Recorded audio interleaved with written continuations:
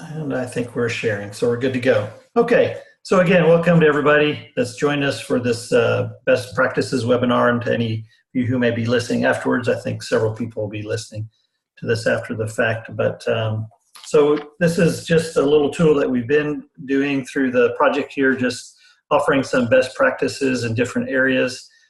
And we thought it might be helpful to do that in terms of reading sessions. So the goal here is just to dive a little bit deeper into the practice of doing LST reading sessions or conversation sessions. So the assumption here is that you either have done this already, or that you've gone through, or you're going through the training and kind of have the basic ideas down there. And so we're just diving a little bit deeper there. I want to be careful that we don't sort of set up LST reading sessions as complicated things or as rocket science. So I just want to say that on the front end here, that LST reading sessions are not rocket science, but they are very significant experiences. Let me jump to a slide here. I like this quote from Augsburger, David Augsburger. He says, being heard is so close to being loved that for the average person, they're almost indistinguishable. And I feel that way a lot with the LST conversation sessions, that these simple English conversations that we're having with new friends in other countries are so full, not just of potential, but of actual significance. For a lot of us, just the pure experience of sitting down and having a conversation for 45 minutes is foreign because we're so busy. And then when you add to that your willingness to not only engage in conversation, but to make the conversation about the reader, to ask questions, to be interested in them, to want to know about their life, that becomes so powerful, such a powerful exercise. And how many of our readers will have experienced that before? Not very many. And how many of us have experienced that before? Not very many. I also love the story in Luke with the disciples from Emmaus. You might remember that story where Jesus joins them on the road, and he shares some conversation and life and scripture with them, and then they go back to their home. And it's right at that point where they're resting and having meal that they realize something amazing happened. And Luke just summarized it by saying that they began telling each other how their hearts had felt strangely warm as he talked with them and explained the scriptures during their walk down the road. And I put that picture, there's one of my favorite paintings. It's capturing one of the disciples, I think, right when he starts to realize what's happened. So as we dive just a little deeper into best practices of LST reading sessions, I just want us to balance a couple things. One is, let's not make it complicated. At the end of the day, we're really still just talking about leading a simple English conversation by reading scripture and using open-ended questions. That's all we're talking about doing. But on the other hand, let's not take it too lightly. Meaningful conversation is intentional. So what attitudes and what skills can we bring to the table as we engage readers in these life-changing conversations? That's the question that we're trying to touch on today. So we won't spend much time here, but these are the kind of core principles that you come across in the basic LST training or the basic Friend Speak training. So these are things that you probably already know. But I just wanted to remind us of these things because they sit kind of in the background of anything else we talk about on this webinar. So when you train to do LST or Friend Speak, you come across these principles, this idea of the Word being the teacher, that's our summary statement testifying to our belief that God's Word is very powerful. So powerful, in fact, that even just the simple act of reading it can produce faith. I don't have to defend it. I don't have to organize it. I don't have to have all the questions answered about it. So it just reminds us that LST conversation sessions are word-oriented. I'm the illustration is the flip side of that. It reminds us that reading sessions are a relational activity. So God uses his word and our friendship to open hearts. We're the living illustration of what readers are encountering in the word. So our sessions are relationship driven. And another way that we remind ourselves in that basic training is remind ourselves of this principle is that that idea that you see of a friendly relationship is more productive than a student or teacher relationship.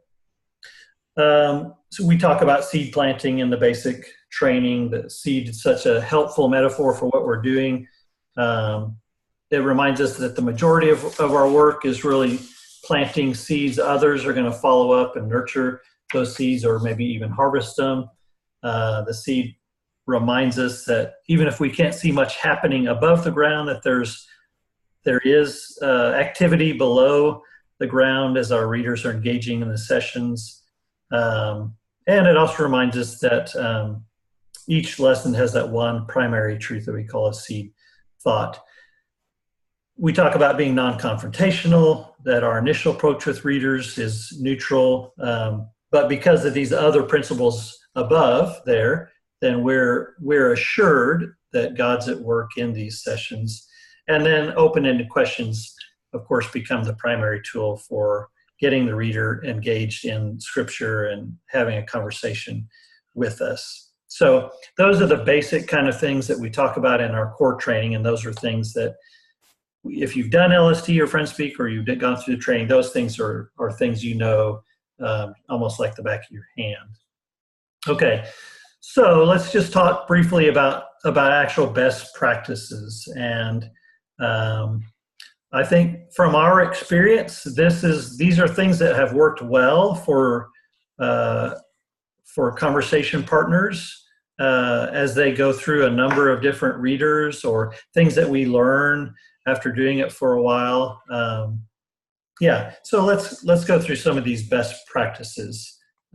So this is where we're digging in just a little bit deeper. And I don't think there'll be necessarily new information here, but just digging a little bit deeper below the surface.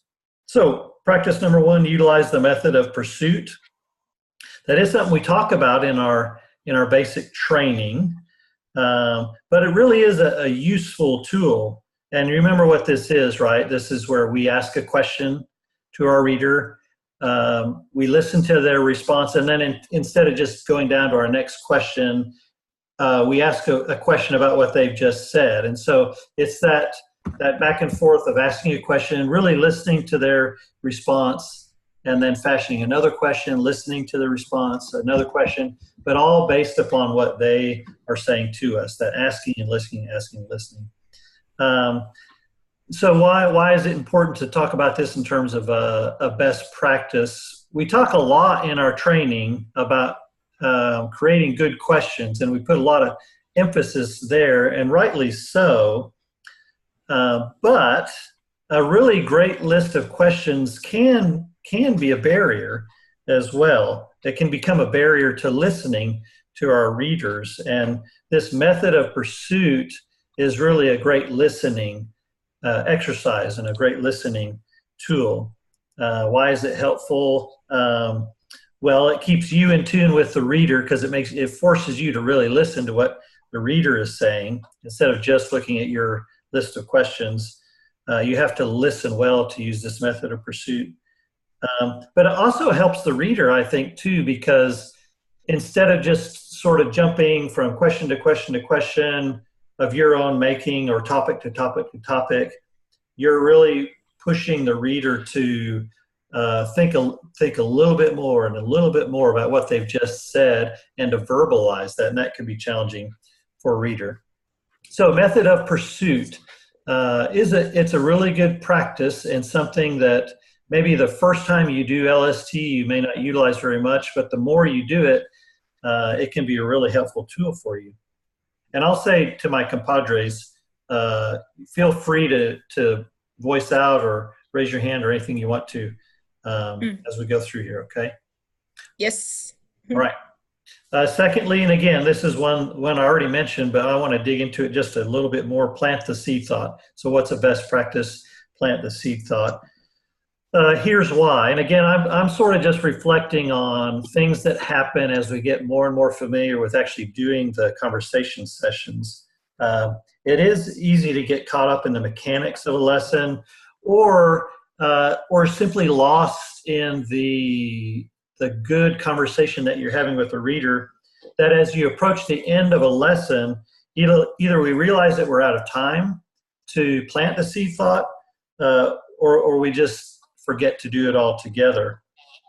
And sometimes even the more comfortable you get with doing these sessions, you might be tempted to think that the seed thought isn't really quite as important as it might be. But it is. The seed thought's a really helpful stepping stone for readers who are moving through the whole workbook. And again, this is not a complicated thing, but sometimes people, after they've done a few sessions, they wonder, am I doing this right? Or how do you really plant the seed thought? So there's not really one right way to do this, but here are some examples. Like you get towards the end of your lesson, and maybe these are just things that I do or I hear about. So if you have other thoughts, you can chime in. But you get towards the end of the session and you say something like, well, what do you think is the most important part of this story? That's something I ask my readers a lot. Or why did Luke include this in his letter? Why do you think he included this story in his letter? Or what does Luke want us to understand from this story? Or sometimes you can point back to a verse and you can say, would you read verse 22 for me again? And they read it and you say, well, why do you think that's important to this story? So planting the seed thought, it's in our basic training, but it's something we want to stick with as we keep going forward. All right, 3, remain non-confrontational.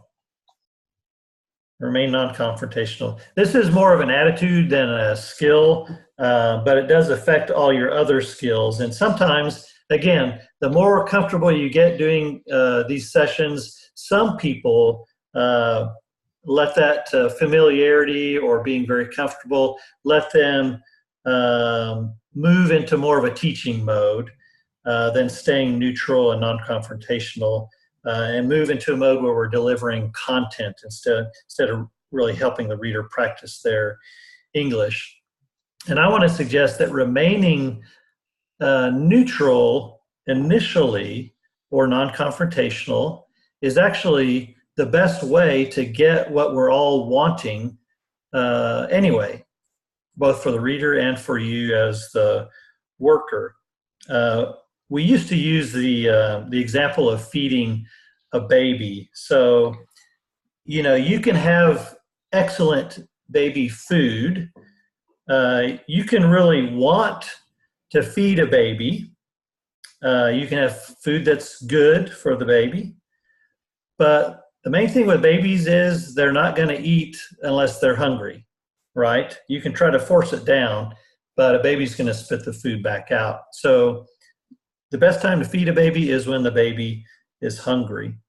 And we used to use that metaphor to think about our readers, right? So how do we make a reader hungry? Well, we can't really make a reader hungry, but we can kind of create an environment or an atmosphere where hunger can surface. And that happens by giving the reader what they want, which is help with their English. And we do it respectfully. We build our relationship with them. We engage them in scripture. And then when they are ready, when they are hungry, they'll start asking questions about the text that we're reading, or questions about spiritual matters, or questions about our own faith. So then at that point, we're moving off of our neutral posture, right? We're engaging them in the kinds of questions that they're asking us. So we're feeding them, but we're doing it when they're hungry and not before. And again, I think often for first-timers or beginners, they're pretty comfortable being in the non-confrontational or the neutral, but the more comfortable you get doing it, you can sometimes move over to the teaching mode. So remaining non-confrontational is a good thing. Yeah. Just one thing to add, the environment that we set up as workers, it starts from the very beginning and just being welcoming with them. And so we do want to be neutral. We want to be their friends. So that environment of, even from that very first reading session, of being welcoming, and everyone's nervous, but of course being welcoming and just being real with them, it'll provide just a non-confrontational approach to, right, even before you get into the word, just being sincere and very welcoming. And for your table, your table is your little house. So it is welcoming your house at your table. Right. Good. Good. Well, and yeah, that's. When you hear non-confrontational, do you think that means I can't ever share my opinion? What do you think that means? Very good. Open-ended. That's right. I think it means that I can share my opinion, but I wait until they're asking the question. Like, I don't have to share my opinion with every single person about every single thing.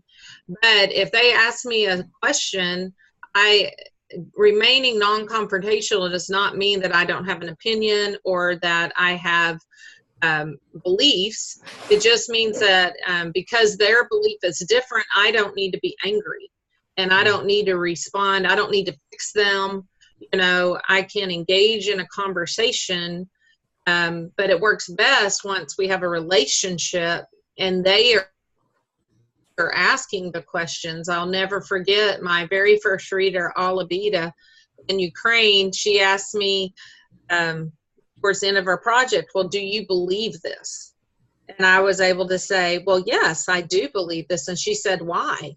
Well, then the door is wide open for me to share what I believed, but she needed time to come to the table with the question before I started just saying, well, I believe this, you should believe this. Yeah.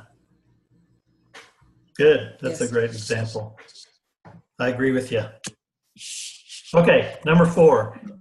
This is down in the weeds a little bit, but utilize the different parts of each lesson as provided in the workbook. Okay, so again, one of the things that may happen is you get more comfortable doing conversation sessions is that you actually use the workbook a little bit less. I don't mean the text less, but the pieces that are already there. Of course, we realize the workbook is not a script. There's not a script that we're following in the workbook, but it can be easy. It can be easy to forget that there are different sections in the workbook and that those can be helpful. So just a few examples here. The vocabulary words that exist there. Many of us use them initially for defining words. And that, of course, that's why they're there. It's hard to have a conversation about something using words that you don't know what they mean. So defining words is important, but those same vocabulary words can be used as a jumping off point for the conversation part of what we're doing as well. So for example, lesson 1 is pretty challenging. It's shorter. It's the first session that you have with readers. So often we're nervous, they're nervous. We haven't really set the expectation for how it's going to go. It's not a narrative. There's not a story taking place right there. But even there, you've got some words that can be part of the conversation. So you have words like beginning. That's in that first lesson of Luke. So in addition to defining it, we could use that word to have a conversation. Well, tell me about a beginning in your life.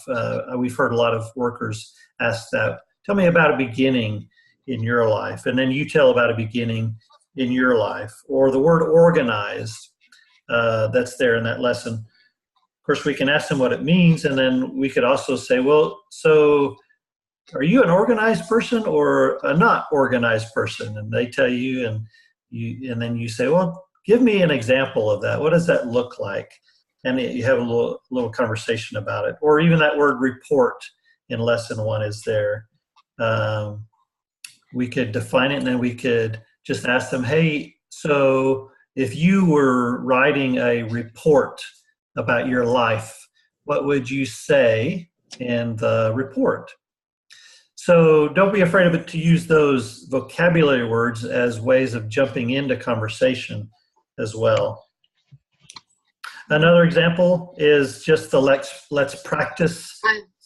Greg, I actually, using the word report, I actually asked them to give me a report of their life, and I asked them to start at the beginning. Good. And so we, to me, that's a great way to get to know the reader, because they can share something. I'll say, well, share something, a birth story, share something that happened as a child, share something as a young adult or adult, and then talk about that's what's going to happen in the story we're about to read. Good example. So then there's also the let's practice section in the workbook. People use this in different ways. I used to almost never use it, but I've gone back to using it now because I think it can be helpful. It helps me at least. So you could use it to summarize at the end after you've asked all your questions. You could jump back into the let's practice section that just has some simple questions there. Some people use it to do first, to kind of warm up into their questions. Let's do the let's practice part first, and then I've got some other questions I'll ask you. So don't be like me and just ditch it. It can be a helpful thing for your reader. And also, I think some readers really like to go ahead and write down in the workbook and feel like that's one of the things that we're doing for them, is engaging them in the actual page and having them write some things down. And then the other example I had is just about reading the text itself. Of course, that's so basic, but we want to encourage you to always read the text out loud to your reader. Sometimes we can get so deferential to our reader that we may think that we shouldn't read the text to them because it's about them. It's not about me. It's about them. But your reader really wants to hear you read the text out loud. They want to hear your pronunciation. So I think we kind of say that, but sometimes once you get going in your sessions and you get so focused on the reader, you may feel like, oh, this is about them, so let them read the text, but they really want to hear you do that. All right, so that's really detailed, down in the weeds a little bit. Let me back out to a principle here. This doesn't have to do with your reading sessions so much, but in terms of best practices, this is still true to recruit readers all the way through the project. So, just a lot of our adults go on 2-week projects, or students on 6 weeks. So often the last week of the project, we've kind of checked out of recruiting. We don't want to, because we feel like, well, if I get them on board and they come for 1 day or 2 days, what good is that? But one of the ways we can think about our role there is just how many people can we connect our hosting church with? How many people can we do that? And of course it means our readers, but a reader might be the person that we recruit the last day, because they can do follow-up, or the next team will work with them. It just gets them on the radar, and that's what we want, is to help the local congregation there get in touch with as many people as possible. So just one point, an example, Brett, you're going to be serving in Italy, and I will be having a college team will follow your team. And so any readers that you all have, even if they come sign up on the last day, the next group can really benefit. And specifically the college group that I'm sending after y'all will benefit from that. Okay. We'll keep that in mind. Remember that. Yeah. Thank you. So it just kind of keeps our mind attuned to the fact that there's a bigger work going on here than just me and my team, or me and my readers. So what can I do to just keep recruiting all the way through the project? Well, and I also think that applies to beginner readers. So some of our sites, we have some people with lower English level, and sometimes I think we can be a little frustrated that we're not having the conversations we want to have. Like I've had beginners before.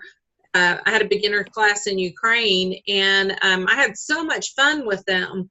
And they were the ones who communicated with me after the session. They were the ones who stayed involved with the church. So even though I didn't personally have the conversations that I necessarily wanted to have, because I offered them a service, it kept them coming and kept building on the relationship with the church. The church was offering something that the community wanted. Yeah, good. All right, just a few more here. Keep working on the relationship. The more you do LST, the more reading sessions that you have, the more you do Friend Speak, the more you see how important the relationship is to meeting both your goal and the reader's goal. The relationship is critical. So the closer we grow, the deeper the trust, the deeper that trust, the more weight the relationship can handle in terms of deeper conversations, honest answers, tough topics.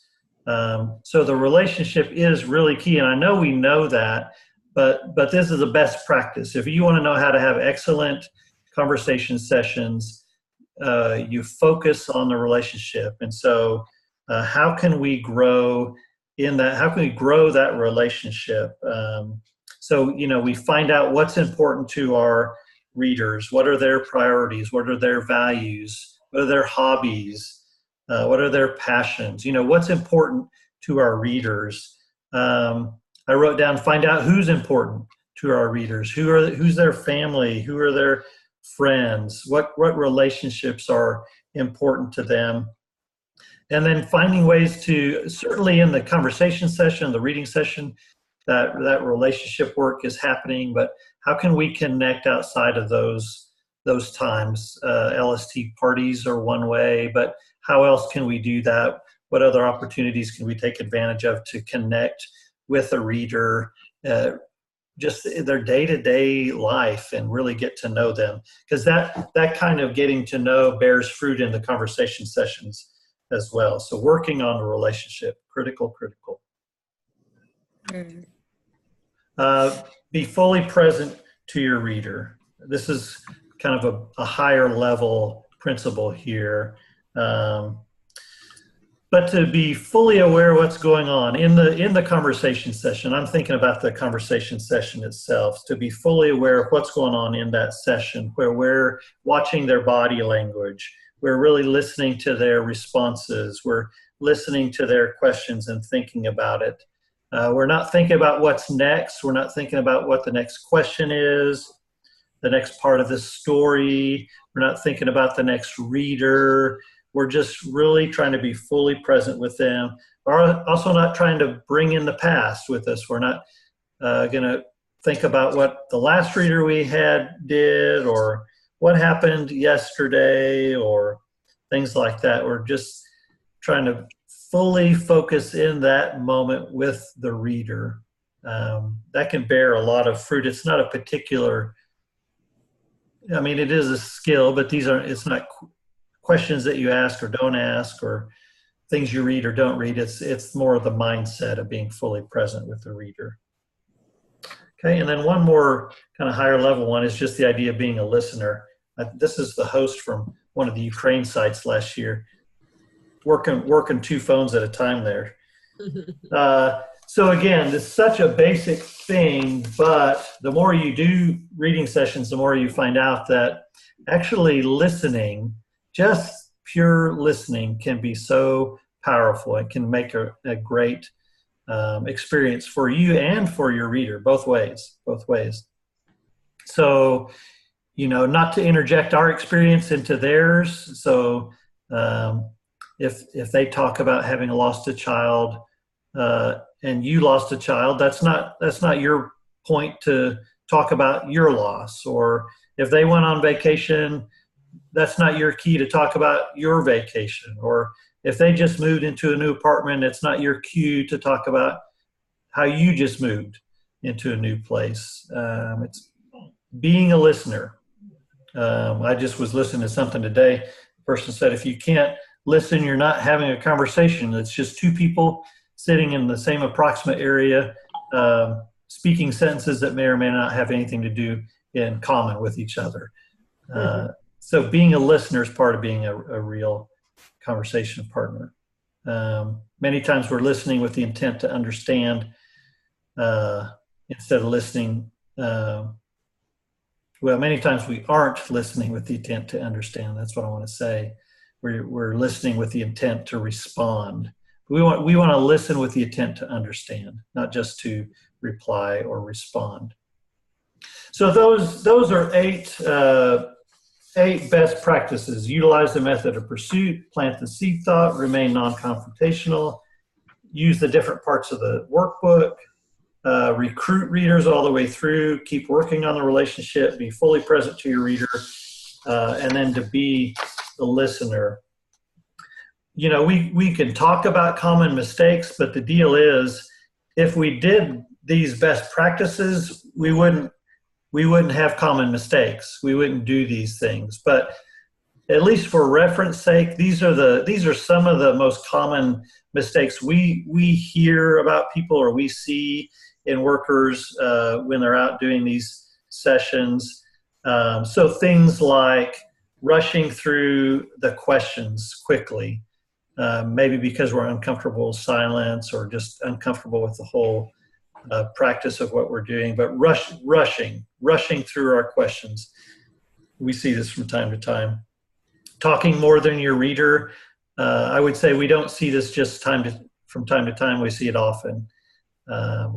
Talking more than your reader. If you're an extreme extrovert, then you're going to have to find some way to tap the brakes on your tongue.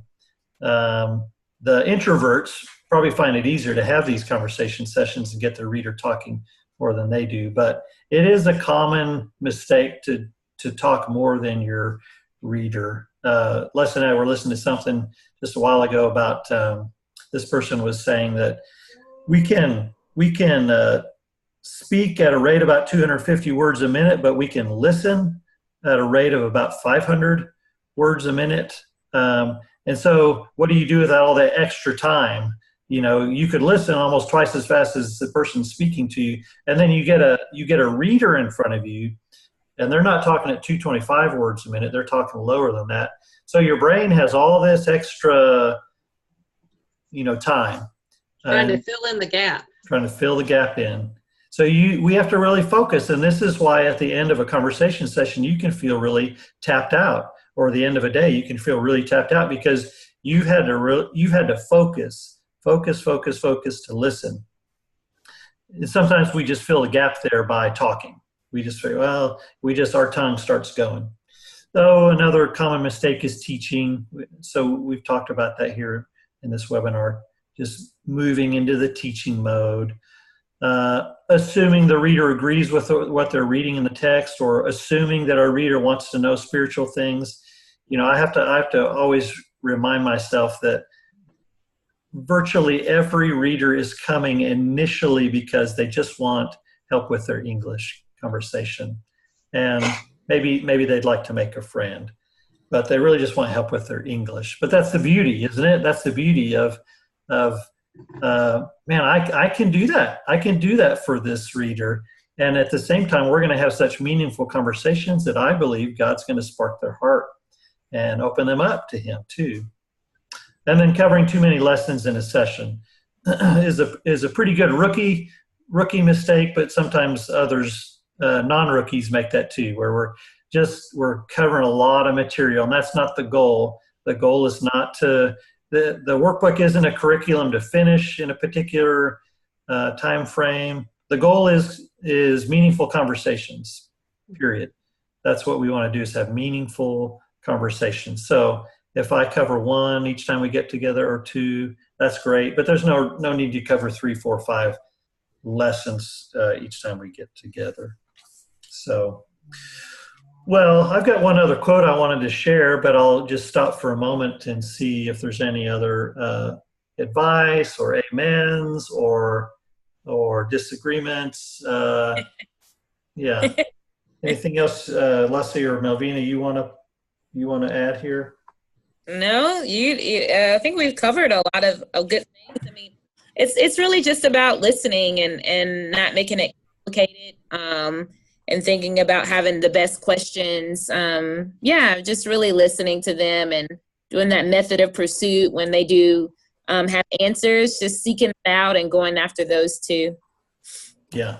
Mm-hmm. I mean, I just think about when I'm thinking about this, you have such a variety of your readers. You have some that come in and they almost lead the lesson because they're talking so much and you're just responding to them. Then you have the other spectrum where you have someone that's very difficult to get to talk. And so with those type people, you do have to be okay with silence. But that's where the homework of coming up with good questions is really helpful. Mm-hmm. When they are not naturally conversationalists themselves, and you're having to help bring that conversation to the table. And so that's why the prep work is so important. It's for these people who are, maybe they're shy with their English, but maybe they just, talking is a little harder for them just in general. And so you're trying to pull them out. And I think that's where the homework of the good questions in advance really pays off, is when I have a reader like that. Even when I ask them an open-ended question and then they answer with yes, like, okay, what am I going to do to bring that out? So being prepared to ask the why and the how questions, I think helps them. And then to me, I also love the emotions that go along with these lessons, especially after you get past the first few and you're really talking about Jesus interacting with people. Exploring the emotions behind what's happening, I think, is so rich and is a neat way to, just get deeper into the lesson. So if they have the English capacity, to me, that helps from covering too many lessons. It's just, what would this person be thinking? How would you respond if you were part of this? What emotions are happening at this time? And would you want to have a teacher speak to you this way? Good. Well, I hope this is helpful to any who are listening, either just firming up some of the things you've been thinking, or if you've been doing these sessions for a while, maybe just refreshing you or encouraging you to keep doing some of these best practices. I just wanted to end with this last quote here.